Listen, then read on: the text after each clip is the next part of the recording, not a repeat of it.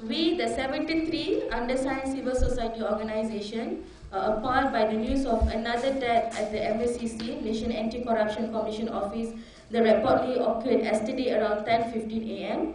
The victim, believed to be Ahmad Sarbani Mohamed, 56 years old, and Assistant Director of the Selangor Customs Department, had been released on bail 3 days ago, but was found dead on the first floor of MACC building at Jalan Cochrane. To best of our knowledge, this is the second time a fellow citizen has died while under the custody of MACC.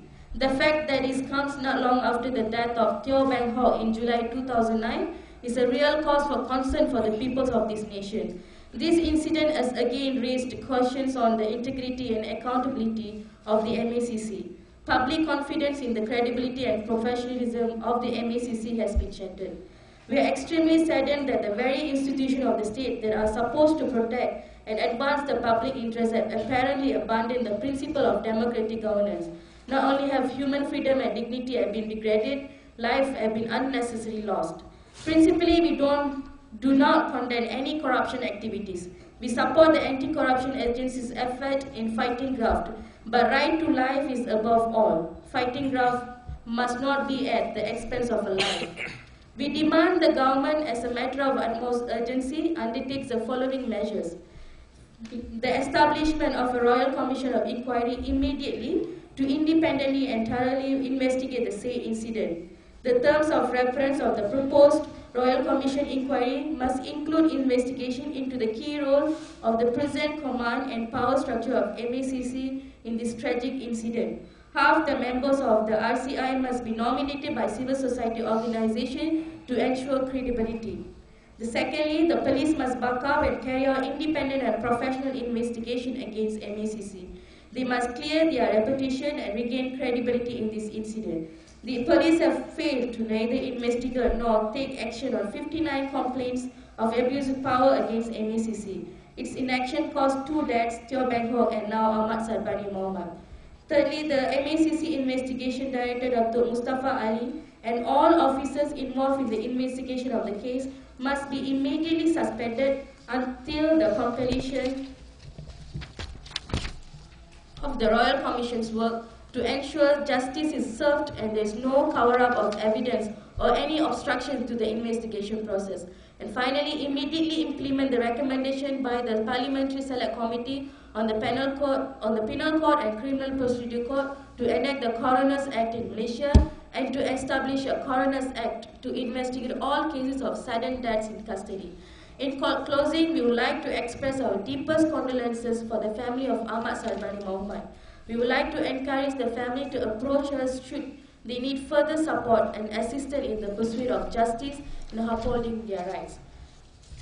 Now I'm passing the mic to my fellow friends here to give their comments and representing their organizations. So I pass you to Dr. Kua and then followed by Eric Paulson. Okay, thank you, Nalini. I'm speaking on behalf of SWARAM, I'm the director of SWARAM, and there is an issue that is SWARAM has always brought up, which is the question of the Independent Police Complaints and Misconduct Committee. Okay, to many people, it looks like only a police complaints committee. Okay, but in the case of Britain, in the case of the UK, in 2004, they passed a Police Reform Act to bring into force a police, an independent, let me stress the word independent, an independent police complaints commission. And then, as you know, this was the recommendation by our own Royal Commission of Police, which was set up in 2003, I think, which was supposed to be recommended to be set up in 2004. Okay, and I'll tell you how such a commission works, because a few months ago I was in England, and I was watching, one day I was watching television, there was a siege. There was a man with a gun who was holding a siege, shooting at people in the street. All day, everybody was glued to the television. At the end of the day, this gunman was shot. The moment he was shot by the police, the Independent Police Complaints Commission stepped in. The very moment the siege ended, all the police involved in that case had to withdraw, and straight away the Independent Police Complaints Commission took over. What can we see here? There is an independent force. 2, there is a standard operating procedure by which the Independent Police Complaints Commission steps in the moment there is a death or the moment there is a complaint. It may not only be death, it can also be a complaint of corruption, etc. And the other thing to say is that people say, oh, the IPCMC that we're asking for does not cover enforcement officers. The British Police Reform Act and the Independent Police Complaints Commission in UK the remit covers all enforcement agencies, including the customs, because you know what happens with the customs. It covers the inland revenue. You know what, sometimes inland revenue can also muscle into your house or the office of a company and muscle the directors, etc. Okay? In this country, we have seen the second death in custody of MACC. But we know that MACC is not the only enforcement agency that is accountable for these, that needs to account for these deaths in custody. We have also seen the armed forces in the case of Tamindran and another Indian guy. Okay? This is another enforcement agency which is not the police, the armed forces, which means that was the Air Force, Tamindran, the Navy and the Army also has it. We have the case that is of concern to journalists who are seated here today. The case of the Security Commission, when 2 journalists from the Star, I think, were called into the Securities Commission and subjected to very harassing interrogation at the Securities Commission. Okay, I can think of any more enforcement agencies. I think that in Malaysia we've seen so far MACC, immigration, okay, and armed forces, Securities Commission. I think there's another one that slipped my mind. But I want to stress that what is the urgent today after this death, and let me tell you this, we have seen 2 deaths from the MACC, but how many deaths have there been under the police custody? Over 1,000. And I remember editing a book called Policing the Malaysian Police in 2005, and at that time, every week, there was more than 1 person who died in police custody or in a police shooting. Every week. Okay?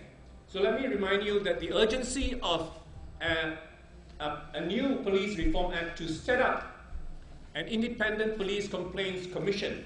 I think the word misconduct is unnecessary when you've got complaints there. Sometimes it's Malaysian English, So IPCMC is actually, you can just have IPCCC, independent, but I'd like to stress on independent, which means it's independent of the police, and it's independent of the enforcement agencies, and it's independent of the government. Okay? Today, at the present moment, Parliament is in sitting, and I hope that after the most recent death, there will be an urgent, public, immediate motion in Parliament, in which Parliament will set up, as soon as possible, I hope during this sitting, a Police Reform Act that will bring into force an Independent Police Complaints Commission, which has got, like I said, standard operating procedure to put into force. Every time there's a death, immediately this Independent Police Commission with their special forces step in and investigate straight away without having to wait for NGOs to call a press conference of this type. And every time it happens, we call for RCR, Royal Commission of Inquiry. But it should be a standard operating procedure that Malaysians can be proud of. Every time there's a complaint, it steps into operation and bring to book, okay, not just complaints of death in custody, complaints of police torture. Okay, I've recently spoken in a London conference on the need for the police, the IGP, to account for all the cases of torture under the ISA. Okay, today we have a representative from GMI. So these are all complaints against the police that must be investigated by the Independent Police Complaints Commission. Okay, so I hope that we put today's PC in perspective, and I hope that in this present Parliament, parliamentarians will, with great urgency, set about this independent police complaints commission that was called for by the Royal Commission of Police in 2003? Thank you. Okay, Eric.